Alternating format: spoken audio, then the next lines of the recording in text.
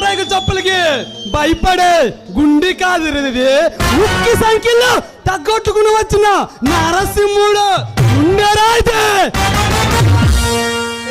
నరసింహ బేకారాలు పోయే టీ కొట్టాలని చూస్తే టీ కొట్టాలని చూస్తే ఆ భగవంతుడు కూడా నిన్ను కాపాడలేడురా. పేద ప్రజలకి అన్యాయం చేసే నీలాంటి పుష్పరాజు గాన్ని భూదందాలతో కబ్జాలు చేస్తున్నా ఈ రాక్షస రాబందుల్ని వేటాడడానికి వచ్చిన సింహ సిఐడి ఆఫీసర్ నరసింహ దిగడం వాళ్ళని చూస్తే నేను ఆ దేవుడి దగ్గరికి పంపిస్తారా?